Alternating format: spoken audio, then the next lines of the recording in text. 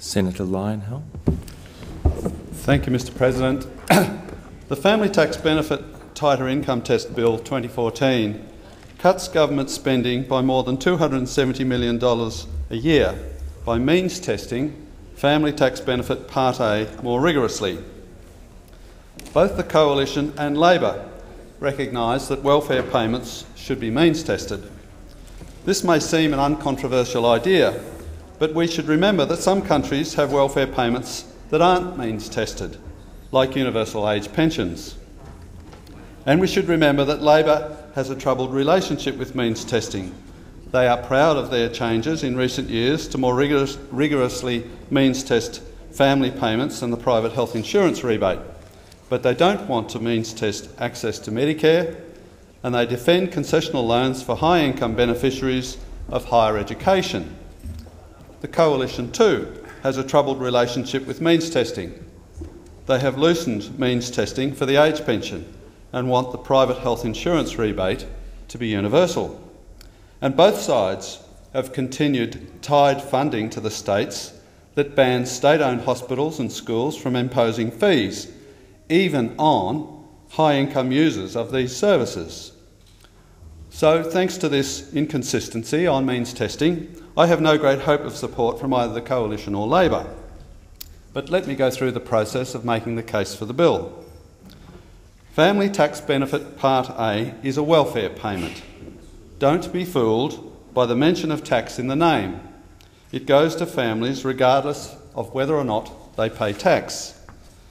Current and previous governments have decided that families with the least income need this welfare payment of up to $6,723 per child, but that a family's need for it reduces when family income exceeds around $50,000. For each dollar earned over that amount, the welfare payment is reduced by 20 cents. This arrangement is unremarkable and is unaffected by my bill. However, in what is a bizarre and completely unwarranted quirk, when the welfare payment reaches $2,204.60, it further rises in income do not prompt further reductions in the welfare payment. The welfare payment for a family with one child remains at $2,204.60, whether their income is around $70,000 or $90,000. So, once your family income exceeds around $50,000, you are sufficiently beyond the reach of poverty that your welfare payment can fall as your income rises. But once your income exceeds around $70,000, somehow you're back in the clutches of poverty, and it would be unjust for your welfare payment to fall as your income rises.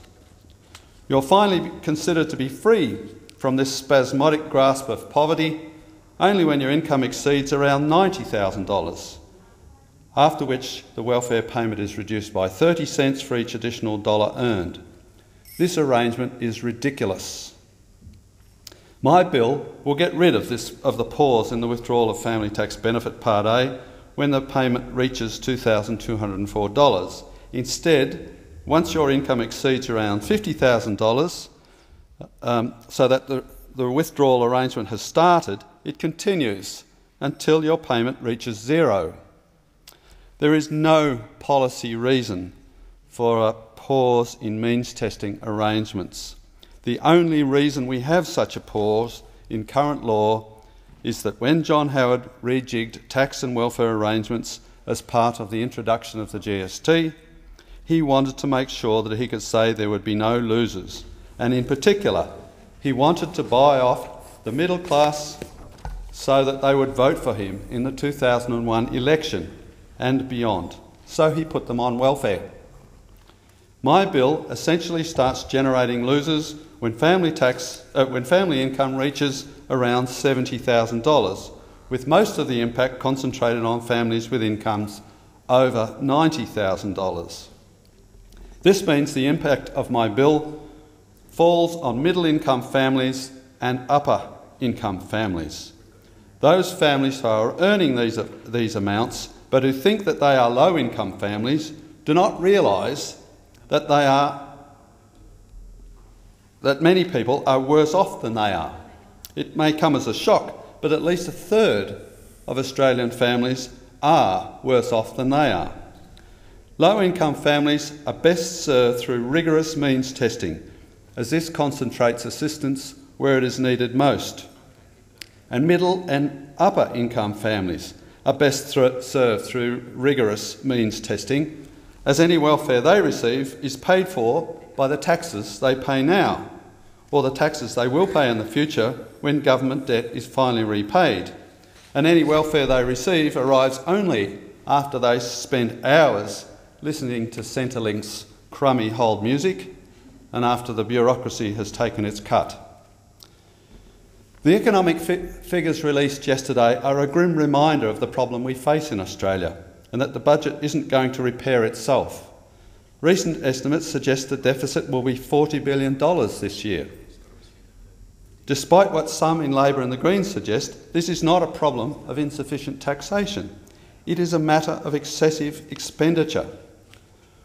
Paying welfare to people who are capable of looking after themselves is simply unsustainable. It also deprives those who genuinely need welfare to have a decent standard of living. If welfare can be limited to the truly needy, it will be possible to be more generous. Mr. President, this bill is in the interests of all Australians, but it will take leadership for it to pass into law. I commend the bill to the Senate.